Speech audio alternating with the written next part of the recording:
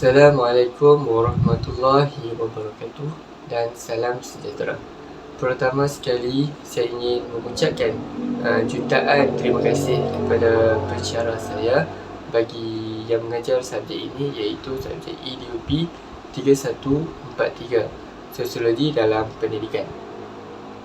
Pada video saya kali ini, saya akan melaksanakan satu pembentangan yang dihasilkan bagi memenuhi kriteria kerja khusus bagi mata pelajaran ini. Pembentangan ini dihasilkan bagi melengkapkan tugasan yang ketiga, di mana saya perlu menilai kesan perubahan sistem pendidikan semasa terhadap mobiliti sosial.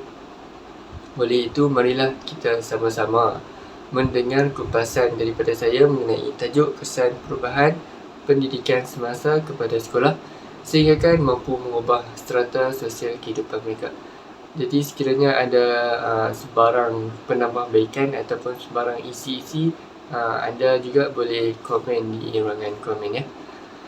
Baik, sebelum kita bergerak ke lebih lanjut, marilah kita mengenal terlebih dahulu apakah itu maksud di sebalik perkataan mobiliti sosial. Baiklah, mobiliti sosial ni ialah satu proses di mana proses perubahan atau proses pergerakan seseorang atau sesuatu kelompok daripada satu kedudukan kepada kedudukan yang lain dalam sesebuah masyarakat. Seperti yang kita tahu, pendidikan ini sememangnya penting dalam kehidupan seseorang individu bagi mengubah strata sosial mereka, sama ada perpindahan dari kelompok masyarakat yang berpendapatan rendah menjadi kelompok masyarakat yang berpendapatan tinggi, ataupun perpindahan dari kelompok masyarakat yang berpendapatan tinggi menjadi kelompok masyarakat yang berpendapatan rendah. Seperti yang sering kita dengar tentang kawasan luar bandar ni, sering dikaitkan dengan satu isu, iaitu isu kemiskinan. Ini menunjukkan bahawa tidak kira tempat ataupun kawasan yang kita tinggal, tidak pendidikan mestilah yang diberi keutamaan, terutamanya kepada pelajar-pelajar sekolah ataupun anak-anak mereka di rumah lah. Jadi ini juga kerana pendidikan menjadi satu aset yang penting dan mampu mengubah taraf hidup sama ada anak itu sendiri ataupun keluarga mereka di masa hadapan.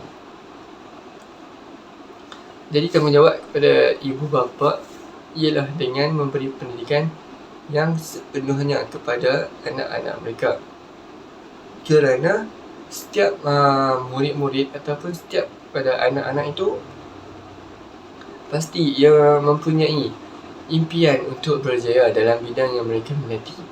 Sebagai contoh, kalau anak-anak mereka itu minat dalam bidang sukan, mereka juga boleh untuk ke sekolah untuk menonjolkan bakat-bakat mereka dalam bidang sukan yang mereka ceburi. Bagi contoh, kalau anak itu minat untuk bermain bola sepak, anak-anak mereka boleh boleh mewakili sekolah bagi menonjolkan bakat-bakat mereka. Baik, selain itu ada satu undang-undang yang diketengahkan oleh pihak Kementerian Pendidikan Malaysia, iaitu ada satu kata-kata yang telah dikeluarkan oleh pihak Kementerian Pendidikan Malaysia, iaitu anak tidak sekolah, ibu bapa dikenakan tindakan. Baik, ibu bapa ini dia boleh dikenakan tindakan undang-undang sekiranya tidak mewajibkan pendidikan peringkat sekolah menengah pada peringkat sekolah rendah maupun peringkat sekolah menengah kepada anak-anak. Langkah ini menunjukkan betapa seriusnya pihak Kementerian Pendidikan Malaysia bagi menangani masalah keciciran serta menekankan kepentingan pendidikan kepada masyarakat. Menurut Menteri Pendidikan Fadlina Siddiq, ia pernah berkata, cadangan itu juga bagi memastikan semua anak-anak mendapat akses untuk pendidikan. Menurut beliau lagi, proses yang kita panggil sebagai proses advokasi pendidikan ini harus selari dengan kesedaran ibu bapa. Jadi dari semasa ke semasa pihak Kementerian Pendidikan Malaysia ataupun pihak KPM akan pastikan ibu bapa selarilah, maknanya memberikan peringatan. Pada masa yang sama, pastikan bahawa mereka tidak ada lagi isu seperti ini, iaitu isu untuk menghantar anak mereka ke sekolah. Namun isu ini juga berkait dengan masalah seperti masalah kekangan kewangan, tetapi isu ini boleh diatasi dengan cara ibu bapa boleh memohon untuk mendapatkan bantuan persekolahan dari Kementerian Pendidikan Malaysia. Jadi tidak ada lagi lah alasan seperti ini untuk tidak menghantar anak-anak mereka ke sekolah. Malah pihak Jabatan Zakat juga banyak membantu dari segi peralatan anak ke sekolah, seperti beg-beg sekolah, barang-barang untuk ke sekolah dan sebagainya. Jadi tiada lagi alasan daripada ibu bapa untuk tidak menghantar anak-anak mereka ke sekolah. Seterusnya, boleh kita lihat terlebih dahulu beberapa poin-poin utama yang akan dibincangkan dalam video ini. Yang pertama, saya akan kupaskan mengenai perbezaan sistem pendidikan dahulu dan sistem pendidikan sekarang. Yang kedua, kemenjadian murid melalui pembelajaran bermakna. Dan yang ketiga, guru menukar profesion keguruan. Dan akhir sekali, iaitu isu pemansuhan peperiksaan besar. Baiklah, bagi poin yang pertama, apakah yang boleh kita nampak tentang perbezaan pendidikan dahulu dan pendidikan pada zaman sekarang? Baiklah, sebelum negara Malaysia ni mendapat kemerdekaan, ibu bapa pada ketika itu dia tidak menghantar anak-anak mereka ke sekolah. Jadi hal ini kerana terdapat beberapa kekangan ataupun masalah, antaranya masalah dari segi kewangan yang tidak mencukupi, sistem persekolahan yang baik dan sebagainya. Jadi mereka hanya memberi pendidikan secara tidak formal sahaja, iaitu belajar, ibu bapa hanya memberi pendidikan di rumah sahaja. Jadi biasanya pada ketika itu ibu bapa hanya bekerja sebagai seorang petani dan bekerja kampung-kampung sahaja. Jadi secara mudah bahasanya, ibu bapa ketika itu mempunyai latar belakang yang agak rendah lah, dan mempunyai pendapatan yang rendah. Namun jika kita dibandingkan dengan pendidikan pada zaman kini, semua orang ia diberi pendidikan secara formal. Pelbagai dasar pendidikan yang telah pun diperkenalkan oleh Kementerian Pendidikan Malaysia bagi mengembangkan lagi pendidikan. Dengan adanya pendidikan masa kini, murid-murid dapat menonjolkan diri dalam pendidikan. Dengan keaktifan mereka dalam pembelajaran juga, mereka ni boleh mencapai pelbagai pencapaian, sehinggakan dapat mengubah mobiliti sosial mereka dalam pendidikan. Inilah antaranya perkara-perkara yang sangat-sangat diinginkan oleh pihak Kementerian Pendidikan Malaysia, di mana mereka inginkan sistem pembelajaran itu dapat mengubah kehidupan seseorang bagi melahirkan lebih ramai murid-murid yang berjaya. Boleh kita lihat juga satu lagi isi yang berkaitan dengan poin ini, iaitu pendidikan sebelum merdeka. Murid-murid ni seperti kurang aktif dalam pendidikan kerana tahap kognitif mereka yang agak rendah dan pemikiran mereka yang agak mundur. Jadi ini kerana mereka kurang mendapat pendedahan dalam untuk mendapatkan pembelajaran yang bagus. Manakala pendidikan kini pula murid-murid dapat berfikir dan mencipta sesuatu yang baru. Jika kita lihat dalam tahap taksonomi belum, iaitu tahap mencipta itu telah pun berada pada tahap yang ke-6, iaitu murid boleh mencipta sesuatu yang baru. Dengan perubahan pendidikan ini, murid dapat mengubah mobiliti sosial mereka. Okey, tahap yang ke-6 itu bukanlah tahap yang biasa-biasalah. Tahap ke-6 itu tahap yang agak baik, yang paling baik lah kalau kita lihat dalam tahap kognitif taksonomi belum tu. Seterusnya kita beralih pula ke poin yang kedua, iaitu kemenjadian murid melalui pembelajaran bermakna. Baik, melalui pembelajaran bermakna, ia akan dapat merangsang perkembangan murid-murid dalam usaha merealisasikan kemenjadian murid. Hal ini kerana dalam konsep pembelajaran bermakna, tajuk pembelajaran yang dipilih itu dan berdasarkan pengalaman murid yang relevan.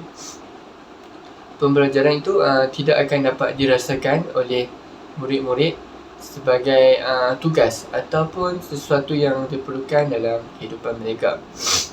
Ini kerana ia akan menjadi murid lebih seronok dan menjadi lebih aktif dalam mengambil bahagian semasa proses pembelajaran di dalam kelas, dan seterusnya ia lebih merangsang perkembangan murid-murid dengan lebih berkesan. Jadi menerusi pengajaran dan pembelajaran bermakna ini, ia telah terbukti murid-murid ia lebih menjiwai ataupun dan mempraktikkan apa yang diajar dalam kehidupan seharian mereka.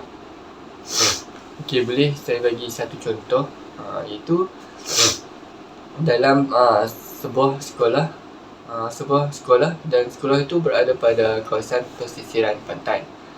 Baik, kebanyakannya murid-murid semestinya lah murid-murid di kawasan sekolah itu mempunyai latar belakang sebagai seorang nelayan, ibu bapa seorang nelayan ataupun bekerja sebagai peniaga kecil. Jadi di sekolah mereka telah belajar dalam subjek sains mengenai tajuk pengawitan. Jadi dalam pengajaran pengawitan, mereka telah belajar mengenai kaedah pengawitan, kaedah mengawet, cara penyimpanan dan sebagainya. Ini juga selari dengan aktiviti harian mereka di rumah, iaitu mereka mengawet ikan untuk dijadikan jualan. Melalui pembelajaran bermakna ini juga, murid-murid dapat belajar berkaitan aktiviti yang mereka minati di rumah. Jadi ini juga sekaligus dapat meningkatkan hasil pendapatan mereka. Dengan perniagaan hasil pengawetan ikan keri ini, mereka sedikit sebanyak dapat membantu saudara keluarga mereka. Contoh ini pun boleh saya bagi adalah satu realiti kepada penduduk-penduduk yang berada di salah satu kawasan di negeri Kedah, iaitu di Tanjung Dawai. Tanjung Dawai ni merupakan satu kawasan boleh katakan sebagai kawasan pesisir pantai lah. Jadi kalau saya pergi di situ, ni merupakan antara pengalaman yang pernah saya alami lah. Okey, pernah saya pergi ke situ suatu hari sebelum ni. Saya dapati banyak macam kanak-kanak yang menjual perniagaan kecil seperti ikan kering, ikan bilis dan sebagainya di gerai-gerai kecil di kawasan itu. Jadi memang selari lah. Mungkin saya rasa mereka pun ada belajar mengenai kaedah pengawetan seperti yang saya beri contoh tadi. Jadi itu sedikit sebanyak dapat menampung kos sara hidup mereka, sekaligus dapat meningkatkan mobiliti sosial mereka daripada yang berpendapatan rendah kepada yang berpendapatan tinggi, jika rezekinya di situlah. Baik, seterusnya, sejak kebelakangan ini ada lagi satu poin, iaitu sejak kebelakangan ini ramai guru yang menukar profesion keguruan. Boleh dikatakan sekarang ramailah di antara mereka yang menjadi ahli perniagaan, influencer dan sebagainya di media-media sosial. Hal ini kerana ekonomi yang sekarang yang agak tinggi, sehingga menyebabkan kos sara hidup mereka agak terkesan. Jadi dengan salah satu asbab-asbab inilah mereka terpaksa, bukanlah secara sukarela, namun mereka juga terpaksa untuk menukar profesion keguruan supaya mereka dapat menampung belanja harian mereka. Okey, ada satu contoh mengenai isu ini.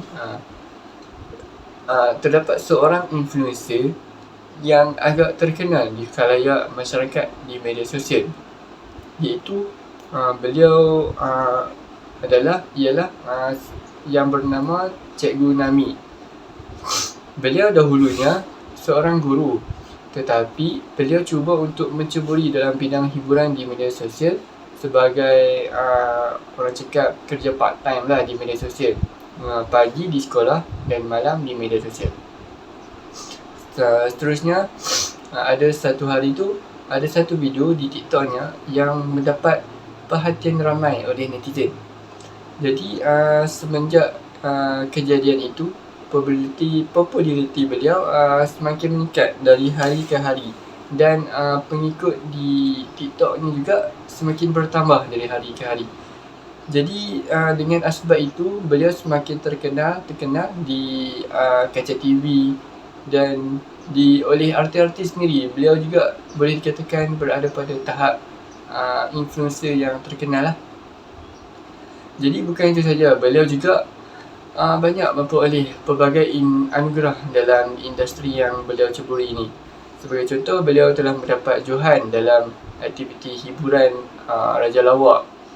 Jadi beliau juga sekarang mempunyai kewangan yang agak stabil lah, kerana beliau bukan sahaja influencer tetapi pada masa yang sama beliau mengambil peluang. Dah alang-alang terkenal, bolehlah dia buat untuk berniaga kan. Jadi beliau juga antara seorang ahli perniagaan yang agak terkenal lah. Jadi hal ini sekaligus dapat meningkatkan hasil pendapatan beliau serta dapat mengubah mobiliti sosial mereka daripada mempunyai pendapatan yang rendah kepada berpendapatan yang tinggi. Jadi boleh kita lihat, ini bukanlah hal isu negatif ataupun isu negatif bagi seorang guru, tetapi ini adalah antara kekangan yang telah mereka hadapi, kerana bekerja sebagai seorang guru bukanlah nak dikatakan mempunyai pendapatan yang rendah, tetapi ia hanyalah sekadar cukup-cukup makan untuk menyara keluarga. Lebih-lebih lagi yang mempunyai keluarga yang besar kan, seperti mempunyai anak yang ramai dan sebagainya. Jadi itu akan menjadi satu faktor untuk mereka menukar profesion keguruan. Seperti mana kita tahu, untuk menjadi seorang tiktokers ini bukanlah senang juga. Dia memerlukan bakat yang tersendiri supaya ia dapat menarik perhatian para penonton untuk meminati video yang kita buat tu dalam TikTok tu. Jadi bukanlah mudah sangat untuk menjadi seorang influencer di media sosial, sama ada di Instagram ataupun di TikTok. Okey, selain itu boleh juga kita lihat kepada satu lagi isu mengenai isu perubahan sistem pendidikan. Dari segi negatifnya, iaitu isu pemansuhan peperiksaan besar seperti PSR dan P3. Okey, isu ini boleh juga kita lihat dari aspek negatif dan boleh kita lihat dari aspek positifnya. Ada baik dan ada buruknya. Baik, kita lihat dari segi negatifnya. Dengan pemansuhan peperiksaan besar seperti ini, murid-murid akan mengalami satu sikap untuk tidak ke sekolah, iaitu mereka menjadi malas untuk ke sekolah. Hal ini kerana mereka menjadi persoalan dalam diri mereka, seperti untuk apa mereka ke sekolah, dan kan tak ada exam, untuk apa, buat apa nak ke sekolah kan. Jadi persoalan seperti inilah akan sentiasa berlegar-legar dalam fikiran mereka. Mereka ke sekolah juga, mereka seperti tiada hala tuju apabila ke sekolah. kerana tiada target yang perlu mereka capai. Yang dahulunya, kalau murid-murid ke sekolah ada satu target, iaitu peperiksaan UPSR ataupun PT3. Tapi sekarang kan sudah pun dimasukkan, jadi mereka seperti tiada hala tuju untuk mereka sekolah. Mereka hanya ke sekolah sekadar belajar dan belajar kerana tiada peperiksaan di hujungnya. Jadi jika kita lihat pula dari segi sudut ibu bapa, ibu bapa ni dia sukar untuk mengetahui tahap kognitif anak mereka. Jadi ini akan menyebabkan ibu bapa ni dia sukar untuk mengesan kelembahan anak-anak mereka dalam pembelajaran. Jadi apakah kesannya dari perubahan sistem ni? Jadi murid-murid akan kurang tahap kognitif, dan kerana masalah-masalah seperti inilah yang berlaku. Jadi ini juga akan berlaku perubahan mobiliti sosialisasi mereka dalam kalangan masyarakat setempat. Jadi ada juga kebaikannya, iaitu seperti guru-guru dapat melihat keseluruhan perubahan anak murid. Tetapi dalam video ini saya akan mengupas tentang negatifnya. Baiklah, jadi kesimpulannya, pendidikan ni ia sangat penting kepada setiap individu itu. Jadi dengan adanya pendidikan, ia dapat mengubah kehidupan seseorang daripada yang susah kepada yang agak lebih senang. Jadi pendidikan ni dapat memberi perubahan kepada mobiliti seseorang, sama ada ke arah positif ataupun negatif. Jadi oleh itu setiap individu itu mestilah mendapat pendidikan yang baik supaya mobiliti sosial mereka dapat berubah kepada yang lebih baik, daripada yang pendapatan rendah kepada yang pendapatan tinggi. Jadi dengan itu tanggungjawab ibu bapa untuk memastikan anak-anak mereka mendapat pendidikan yang baik, sekaligus dapat mengubah kehidupan ataupun dapat mengubah kos sara hidup, sekaligus dapat menampung kos sara hidup keluarga mereka. Jadi sedikit sebanyaklah perkongsian saya dalam video ini. Ada yang baiknya dan ada yang isu negatifnya. Jadi sebarang persoalan ataupun sebarang pertanyaan boleh ditanyakan di ruangan komen yang tertera di bawah. Baiklah, jadi setakat itu sajalah daripada pembentangan daripada saya. Jadi yang baik itu datangnya dari Allah Subhanahu Wa Taala, dan yang buruk itu datangnya dari saya sendiri. Jadi sekian itu saja mendengar ini. Sekian, wabillahi taufiq wal hidayah. Assalamualaikum warahmatullahi wabarakatuh.